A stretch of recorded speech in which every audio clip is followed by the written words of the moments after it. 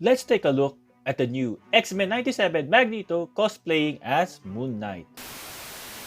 Marvel Legends X-Men 97 Magneto variant with white cape. The new Marvel Unlimited exclusive Spider-Knight figure, a knockoff version.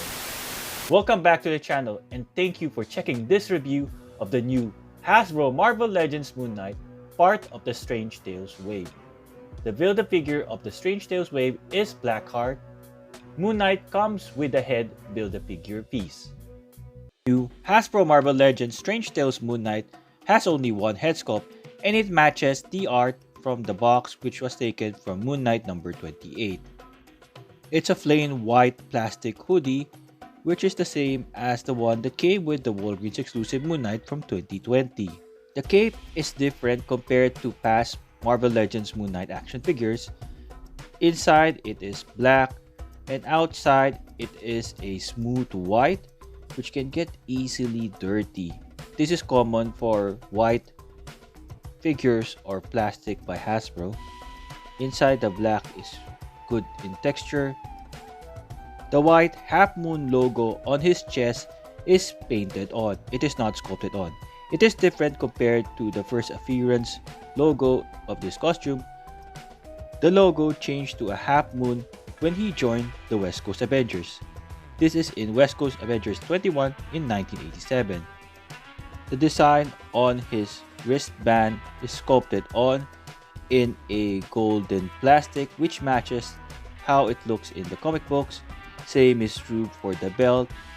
The design and the symbol is exactly the same as the comic books. Just need to pull it down a bit because sometimes it goes up. It was supposed to hide the waist swivel. He has double jointed pinless elbows and knees. His lower calf is hidden here, top of his golden ankle bands which matches the art as well.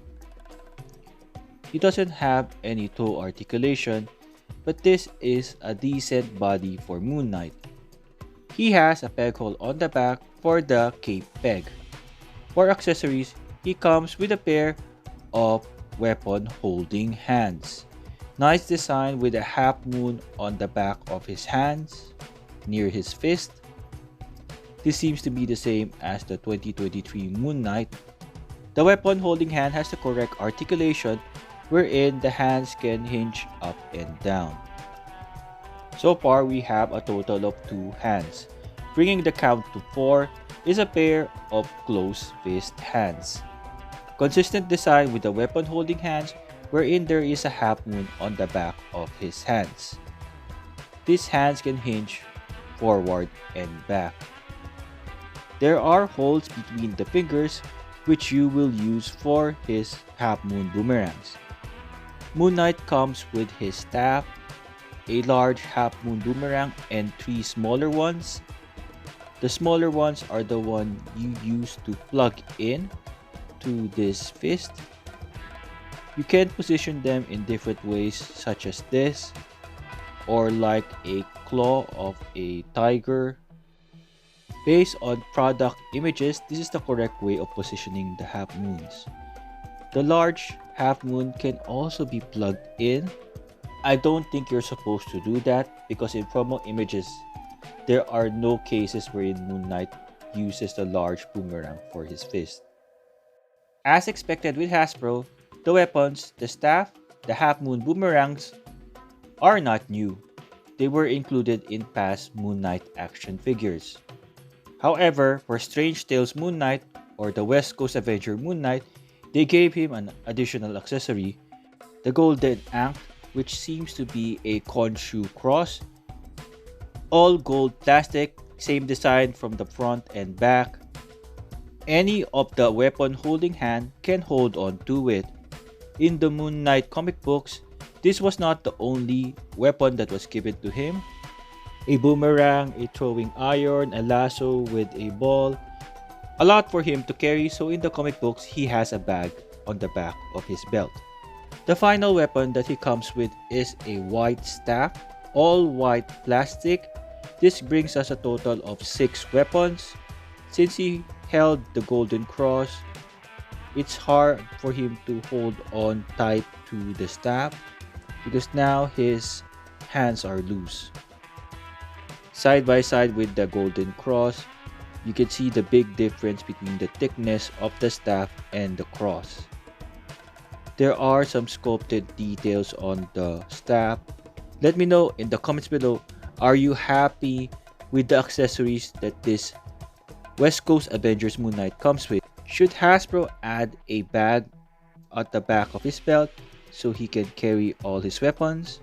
If you found this review useful, I hope you give it a like, subscribe to my channel, and share this with your friends.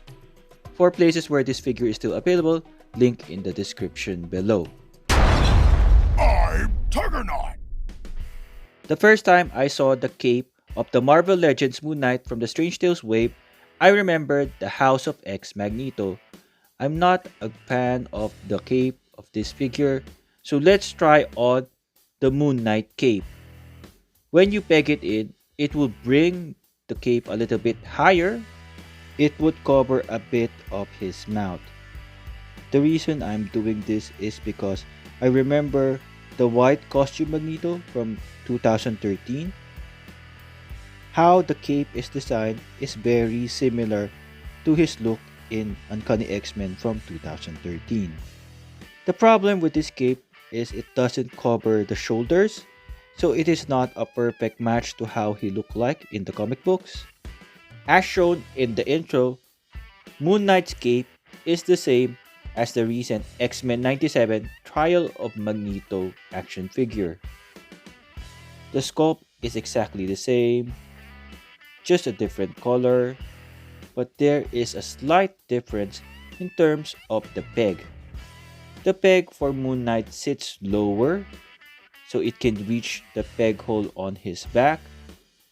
On the other hand, for X-Men 97 Magneto, the peg sits very high because the peg hole of Magneto is close to the top of his shoulders.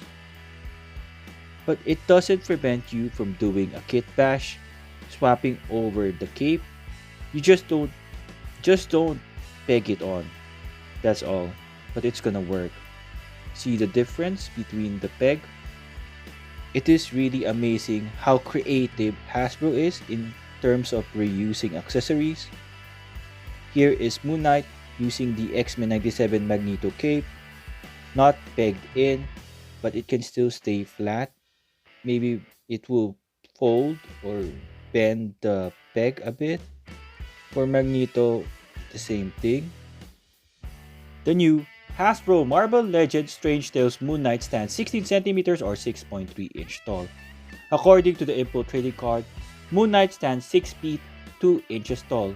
For a 6-inch scale action figure, this seems to be close to accurate.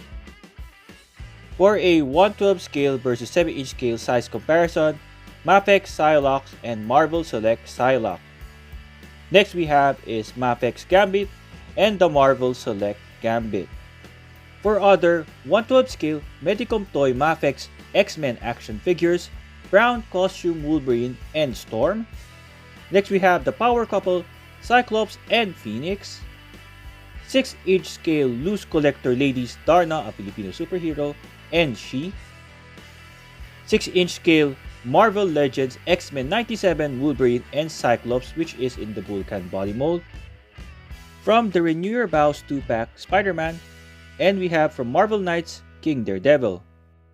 For a female teenage body mold, Magic. Then we have Brother Voodoo. Celebrating 85 years of Marvel, Warbird. And we have X-Men 97 Rogue. For other West Coast Avengers teammates, Julia Carpenter Spider-Woman and Tigra. For other figures from the Strange Tales wave, X-Men related, Helverine and Bloodstorm. Strange Tales Build-A-Figure Blackheart and Dracula. For a 6-inch scale versus 7-inch scale size comparison, we have Rogue from the Juggernaut Build-A-Figure wave and Marvel Select Rogue. Sabretooth from the 50th anniversary of Wolverine 2-pack, Marvel Select Sabretooth. Marvel Legends Juggernaut Build-A-Figure, Marvel Select Juggernaut. From the 80 years anniversary of Marvel, Hulk and Marvel Select Hulk. Moon Knight comes in the brand new rectangular Marvel Legends packaging where there's a window you can see the figure, Moon Knight on the side, Strange Tales. On the side is art from the comic books, half window Moon Knight. This is art taken from Moon Knight number 28. Same art on the back. Here is a short read up. Pause it right now if you want to have a read. Here are the figures in the Strange Tales wave. You only need 6 figures in order to build Blackheart. Some warning and legalities. On top, Strange Tales. At the bottom, barcode. Articulation, his head can move from side to side with some hindrance because of the cape and the hoodie. He cannot look up that much, he can look down just a little. His arms can extend that far. He can do a full 360 right here. He has a butterfly joint so he can extend that far. He has a bicep swivel, double jointed pinless elbows. He has a swivel on the wrist. His hands can hinge up and down. He can crunch forward that much. He has a hidden waist swivel underneath the belt. He can crunch backward that far with some hindrance from the cape. He can do a split, upper thigh swivel right here, double jointed pinless knees. He can kick forward that much. He has a lower calf swivel hidden there, can hinge forward and back, and he has an ankle rocker. I do not have a Moon Knight in my collection because the Walgreens and retro carded ones are hard to get. Good thing, the Blackheart Build-A-Figure wave included him, and this time with a new deco and pinless. As usual, I prefer cloth bendy white cape to recreate some comic book poses. The small half-moon boomerangs are a challenge to hold and can easily get lost. Overall, it is a good figure, but it won't blow your mind. It's a nice addition to that West Coast Avengers shelf. Though a supernatural adjacent character, I still find it odd that he is part of the Strange Tales wave. I made a playlist of the Strange Tales wave figures that I reviewed so far, including Blackheart. Hope you check it out. Thank you for watching. I hope you found this review useful. If you do, hope you like it, subscribe to my channel, share it with your friends. See you on the next one.